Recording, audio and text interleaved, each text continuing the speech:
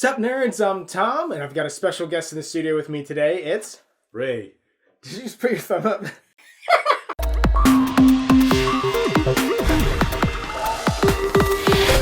Infinity Gauntlet, a love letter game, is obviously a reskin of the original love letter, which actually I don't have the original love letter that comes in a bag. I have Love Letter Premium Edition. We actually did a video for this back when it came out, but that's a really old video. The audio is probably terrible. It looks probably terrible. Don't watch it. It's garbage. We used to suck, and we kind of still do. But Marvel Love Letter is a retheming of original Love Letter in an all versus one sort of scenario. In this one, it's every man for himself, and you're just playing cards. Like, it still has the same draw of Love Letter, where it's a really small game. I'll get this out of here. It's still a really small game that's only a couple of cards, really easy to teach and easy to play, but with some relatively deep strategy to it. But in this one, you're everybody versus Thanos, where Thanos is trying to either defeat enough cards in the hero's hands to basically kill them all, or to get all 6 of the Infinity Stones, whereas the heroes are just banding together to defeat enough cards in Thanos' hand to win. So I'm glad that you mentioned about the original Love Letter being deep in strategy. Mm-hmm. I felt like it had no strategy at all. To be fair, we played it in a 2-player setting, mm-hmm. Where this game can go up to 6 players. Right. I think the 2-player should not exist. I agree with this. I really like the game. I feel like, also, Ray hasn't played original Love Letter. I have not. And I feel like playing this game at 2 players, it kind of almost put a bad taste in your mouth. Because, the 2 players is kind of dumb. Like, it's everybody versus Thanos. Meaning, Thanos goes, and then there's going to be multiple turns. But in a 2-player game, it's not just Thanos, you, Thanos, you, Thanos, you. It's Thanos, and then you take 2 turns, and then Thanos, and then you take 2 turns.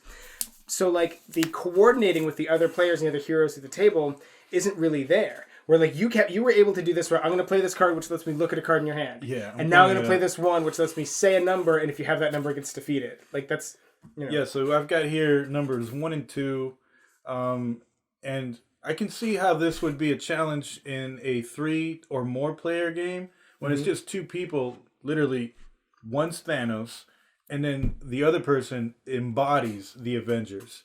You can see how that could be an issue.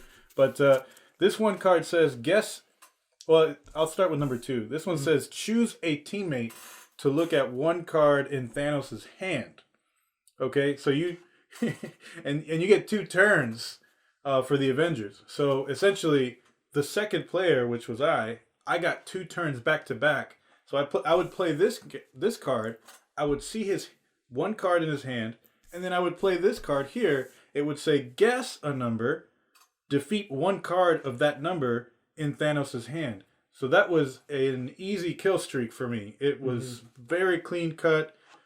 I mean, there was no challenge, no strategy, except for, finding the 2 cards with the luck of the draw and just holding on to them for the beginning of your turn. Or my turn. It wasn't that challenging to me. Ray does have a really good point in that in the 2-player version, there's just nothing. There's not a lot of deduction for you to do. Think about it. I've played it at 3 and 4 players, and I really want to play it at the total 6 players with 5 hero players against Thanos, because the more players, the more you realize they have to work together. Yeah. And it is a really cool okay. There's a lot of deduction. So all right. I'm going to fight. The fight is compare 2 cards. Whoever has the higher card wins. Thanos is the only one with a 7. So, when I compare, with Ray, if I beat his 6, well, then everybody at the table knows I have a 7. But so other players can then play a card to choose a number and defeat a 7. Also there's look at the top 3 cards of the hero deck and rearrange them. So I could rearrange it saying, okay, I want you to get this card and then you to get that card, and then I'll play this card. I in a 3-player game against Thanos, 4-player game against Thanos, I was able to rearrange the top 3 cards knowing I'm going to get the bottom one.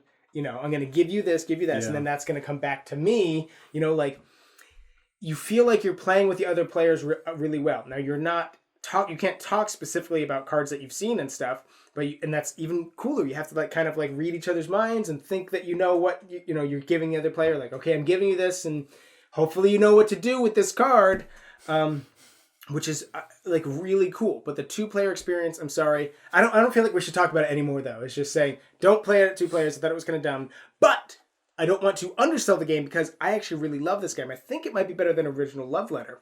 These Thanos with the Infinity Stones, the 2 ways to win is really great because the Infinity Stones do the same things that the other cards do, but just better.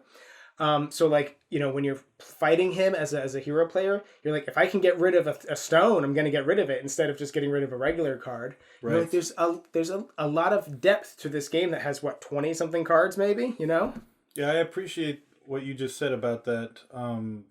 So the 2-player game, just Thanos versus one other person who takes 2 turns. I think there would be so much more texture, character to the game, and also a sense of teamwork where you have to communicate with somebody else in order to defeat the big guy. Like all the other Marvel games, usually you have like a team of heroes, just like the Avengers, just like the movies, and you have to work together in order to defeat him. There's no other choice. In this one, you're working with the game that we play. I was working with myself, so it's not that hard. Not hard at all. I can see how this game can be awesome with 6 players, trying to be decisive. There's a lot of timing involved. Yep. I can understand the more worth in the game when you have to like divulge information with each other and just plan accordingly. You have to sacrifice your selfishness honestly, and just play for the team. Yeah, when you're the hero players. And actually, this game is fun as hero player and Thanos, because I've played both.